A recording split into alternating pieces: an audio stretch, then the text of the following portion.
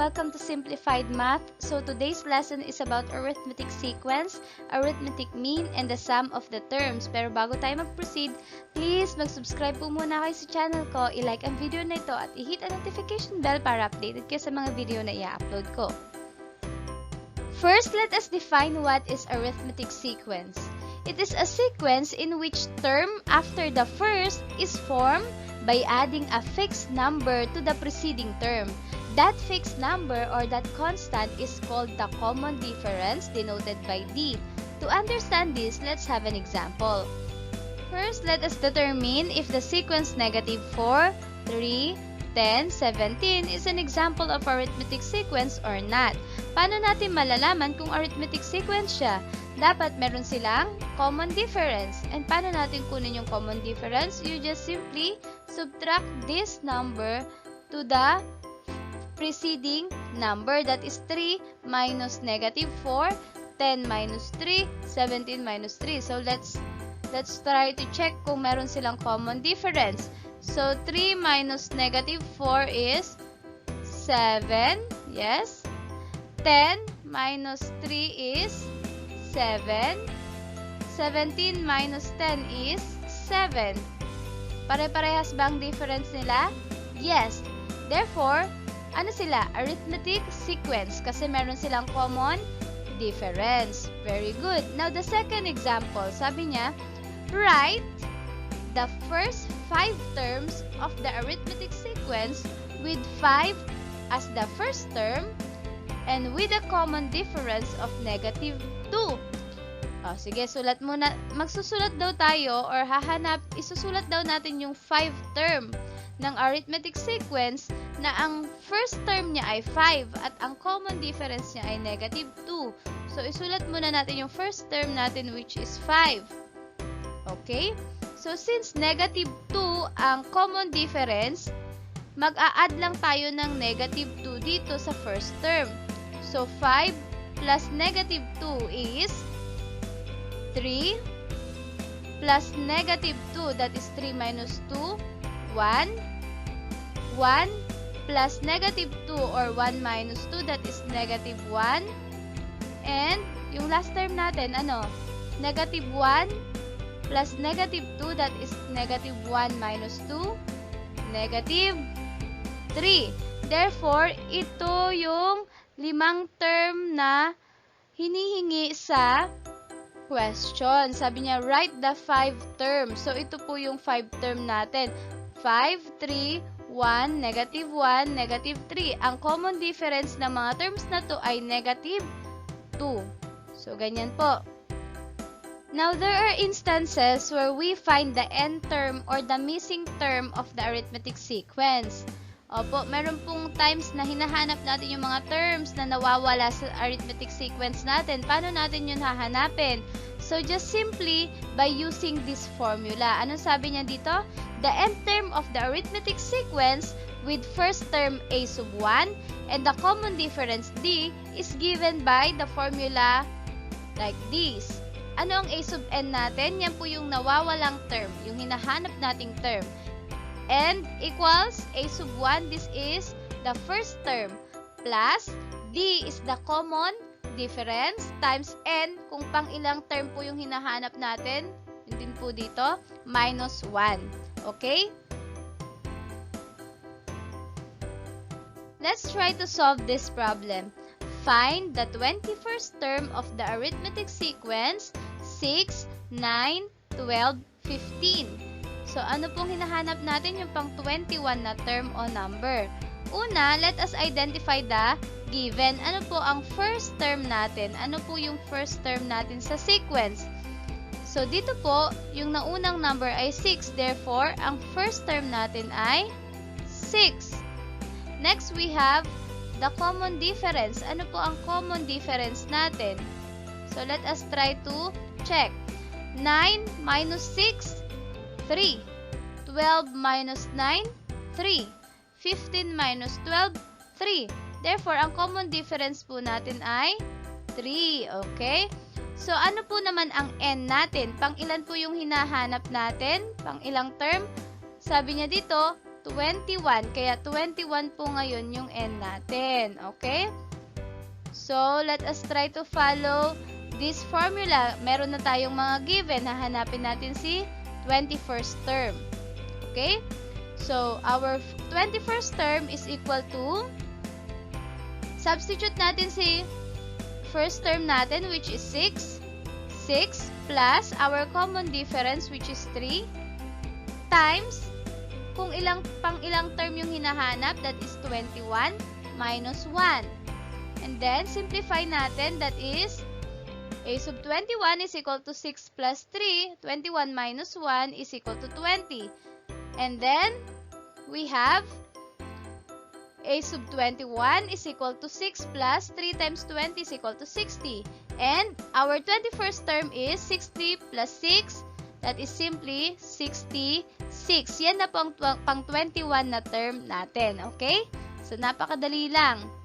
What about this problem? Sabi niya dito, in the arithmetic sequence 7, 10, 13, 16, so on and so forth, find n if a sub n is equal to 304.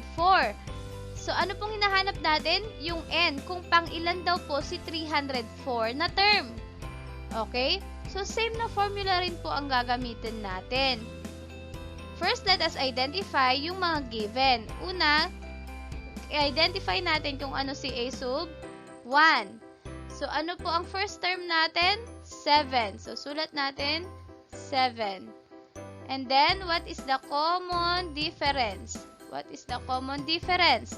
That is, 10 minus 7 is 3, 13 minus 10 is 3, 16 minus 13 is 3. So, ang common difference ay 3. Ano ang hinahanap natin? Si n. At ano yung a sub n natin? Ano yung a sub n natin daw? 304. So, 304. Ang hinahanap natin kung pang ilan si 304. So, using this formula, isa-substitute natin lahat ng given dito. Okay? So, our a sub n is 304. Our first term is 7. Our common difference is 3. Si n ang nawawala kung pang ilan si 304 minus 1. And then, we have 304 is equal to 7. Simplify po natin to. 3 times n is 3n. 3 times negative 1 is negative 3. Kaya po naging 3n minus 3. And then, ano pong mangyayari? Simplify natin yung constant dito sa part na to. 304 is equal to 7 minus 3, 4, plus 3n. Intindihan po? Ngayon, ang gagawin natin next, pagsasamahin natin yung constant. That is 304 minus 4. Ipupunta na natin dito sa side na to si 4 kasi pagsasamahin natin ang constant is equal to 3n. 304 minus 4 is equal to 3n. Then simplify, 304 minus 4 is 300. And then, we divide both sides by 3. Right? Divide natin both sides by 3 para makuha lang natin si n. So, what is 300 divided by 3? That is simply 100. Therefore, pang ilan daw pong term si 304? Pang 100 na term. Okay? Very clear? That's it. So, let us proceed in getting the arithmetic means of arithmetic sequence. For example, this is an arithmetic sequence, finite arithmetic sequence. The first and the last term is what we call the arithmetic extremes. At yung nasa gitna po nilang terms ay what we call the arithmetic means. Okay? So, ulitin ko po, yung pag meron po tayong arithmetic extremes, yung first and last term natin, yung nasa between terms nila ay arithmetic means. For example naman ulit po, ang first term natin ay 4, ang last term natin ay 12. Ano ang arithmetic mean niya? Yung nasa gitna, that is 8. For example, again, ang first term natin ay 4, ang last term natin ay 16. Ano ang arithmetic means niya? 8 at 12. So, remember that the arithmetic mean between two numbers is sometimes called the average of two numbers. So, kapag po iisa lang yung arithmetic mean ninyo, pwede na po nating makuha yung arithmetic mean by just simply getting the average of the given two numbers. Pero pag more than 1 ang arithmetic means natin, kailangan na po natin gamitin yung formula na ito to get the common difference of the terms. Okay? So, ito pong gagamitin nating formula to get the common difference of the terms pag kumukuha na po tayo ng more than 1 na arithmetic means. To understand this, let's have an example. Ang sinasabi po niya dito, what is the arithmetic mean between 10 and 24? So, isang arithmetic mean lang po ang hinahanap natin. We can just simply use the average formula. Get the sum of the two number 10 and 24. Okay? 10 plus 24 divided by 2. Okay? Ano po yan?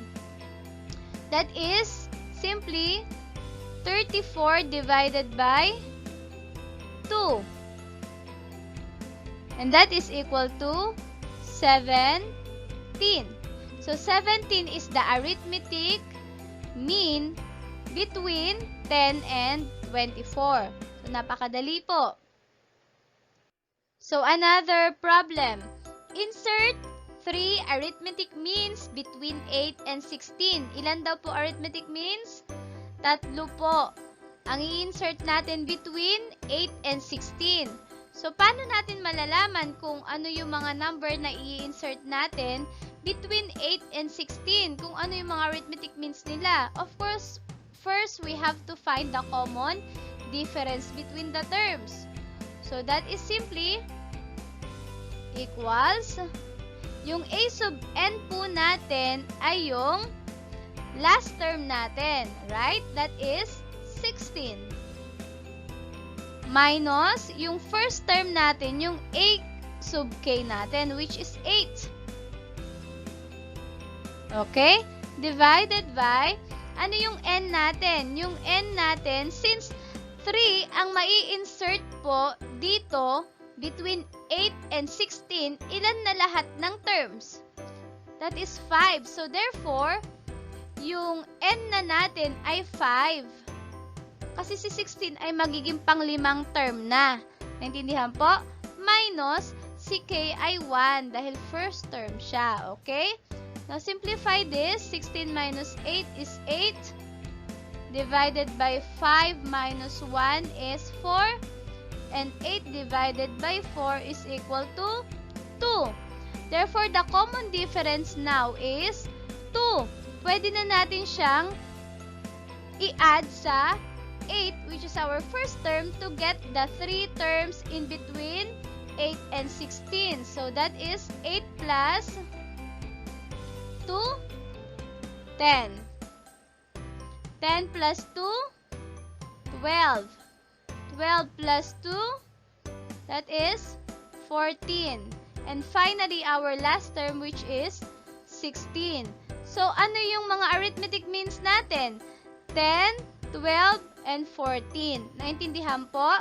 So, meron na tayong 5 term. Okay? Napakadali po ng arithmetic means. So, what about this problem? Find the missing terms of the arithmetic sequence blank 6, blank, blank, 30. So, maghahanap po tayo ng missing terms. Ang una natin gagawin is to find the common difference between the terms para ma-fill out po natin itong mga blank terms natin or missing terms natin dito. Okay? So, si 6 po ay pang second term natin or a sub 2. Siya po ang magiging a sub k natin. Si 30 naman po ang a sub n natin. So, let's substitute po. Ang a sub n natin ay 30 minus ang a sub k natin ay 6 divided by, pang ilan po si 30? Pang 5 term. Minus, pang ilan po si 6? Pangalawang term. So, let's simplify. 30 minus 6 is 24. 5 minus 2 is 3. And 24 divided by 3 is 8. Therefore, the common difference of the terms ay 8. Ngayon, si 8, pwede na po natin siyang i-add kay 6 para makuha natin yung third term at saka yung pang-apat na term. Okay po? So, 6 plus 8, that is 14. And 14 plus 8 is 22. So, paano natin makukuha yung first term? Imbis na i-add natin si 8 kay 6, ima-minus natin siya. That is 6 minus 8, simply negative 2. Alright, so ganyan lang po kadaling kumuha ng missing terms. We proceed now in getting the sum of the terms of the given arithmetic sequence. Ito po ang mga formulang gagamitin natin in getting the sum of the terms in a given arithmetic sequence. Itong first formula natin, gagamitin po natin yan if the first term and the last term is given. Pero pag wala naman po siyang last term, itong pangalawang formula po ang gagamitin natin. Okay? So, let us try to find the sum of the first 20 numbers given the first term 1 and the last term 20. So, ilan daw po ang hahanapan natin ng sum? 20 numbers. So, since given po ang first term at last term, itong first formula po natin ang gagamitin natin. So, let's try to solve. Our S sub n is equal to, or S sub 20, dahil 20 pong hinahanap natin ang sum. Ang n natin ay 20. Okay? Divided by 2. Open parenthesis. Ang first term natin ay 1. Plus, our last term is 20. Okay, 20. So, let us simplify this. That is simply S sub 20 is equal to 20 divided by 2, 10. Times 1 plus 20 is 21. Therefore, our S sub 20 is equal to 210. Yehey! So, 210 po ang sum ng first 20 numbers. Ayan, tama po tayo. Ito po ang sum ng first 20 numbers. Okay. Okay, what about this problem? Find the sum of the first 16 terms of arithmetic sequence 8, 11, 14, 17, 20, so on and so forth. Kung mapapansin nyo, wala po siyang last term. Kaya ang formulang gagamitin natin is yung second na formula natin. Kasi po, hindi po given ang last term. So, ilan daw pong terms ang kukunin natin ng sum? 16 terms. So, gamitin po natin yung formula natin. So, the sum of the 16 terms is equal to, ang n natin ay kung ilang term ang kukunin ng sum. That is 16 divided by 2 times 2. Ano po ang a sub 1 natin? Yung first term natin times 8. Plus, common difference, 11 minus 8 is 3, 14 minus 11 is 3, 17 minus 14 is 3, 20 minus 17 is 3. Therefore, our common difference is 3. At ang n natin kung ilang term ang kinukuha ng sum. So, that is 16. Simplify this. We have 16 divided by 2 is 8. 2 times 8 is 16. 16 minus 1 is 15. What is 3 times 15? That is 45. And 16 plus 45 is equal to 61. 61 times 8 is 488. Therefore, 488 is the sum of the first 16 terms given the arithmetic sequence 8, 11, 14, 17, 20, so on and so forth. Yay, very easy. What about this example? Find the sum of the integers between 1 and 70 and are divisible by 3. Wow, this must be hard. Find the sum of the integers between 1 and 70 that are divisible by 3. So, we will use this formula. But first, let us identify kung ilan ba ang integers between 1 to 70 na divisible by 3. Okay, to find the n, let us use the formula in getting the missing term of the given arithmetic sequence. So, ito yon. Kasi hinahanap natin kung ilan bang numbers ang meron between 1 to 70 na divisible by 3. That is our n. So, using this formula, we substitute the first term. Bakit 3? Ang first term natin ay yung first number from 1 to 70 na divisible by 3. And that is 3, right? Okay, sulat natin. Ang a sub 1 natin ay 3. Okay. 3. So, ang a sub 1 natin ay 3. At ano ang common difference nila? Ang common difference nila ay since divisible by 3, 3 na rin. At ang n ay nawawala. Ano naman yung a sub n? Yun yung last number from 1 to 70 na divisible by 3 din. So, 69 ang last na number between 1 to 70 na divisible by 3. Okay? Sige, yan ang last term natin. Now, we also have this. So, simplifying, we have 69 is equal to 3 plus 3 times n is 3n. 3 times negative 1 is negative 3. So, simplify 3 minus 3, that is 3n. Kasi 0 na yan. So, 69 is equal to 3n. Divide both sides by 3. 69 divided by 3 is equal to 23. Therefore, 23 daw po ang numbers between 1 to 70 na divisible by 3. Okay? Now, pwede na tayo mag-solve dito. We can now find the s sub n, the sum of the integers between 1 and 70 that are also divisible by 3. So, paano? Using the formula like this, let's substitute S23 kasi 23 ang kinukuha nating terms, ang sum ng terms natin na kinukuha. Ilang terms? 23 terms. So, kunin natin yung sum ng 23 terms. Our n is 23 divided by 2. And then, our first term is 3. Sabi natin kasi 3 ang unang number from 1 to 70 that is divisible by 3. Plus, our common difference is 3 kasi divisible by 3. And n is 23 minus 1. Simplify. 23 divided by 2. 2 times 3 is 6. And this is 23 minus 1 is 22 times 3. That is 66. 66 plus 6 is 72. And 72 times 23 divided by 2 is equal to 828. Therefore, the sum of the 23 terms between 1 and 70 na divisible by 3 ay 828. Okay? Thank you so much po for watching this video. Continue lang po sa pag-support ng YouTube channel ko. So, i-like niyo pong video na ito at mag-subscribe na po kayo. Thank you so much. Keep safe!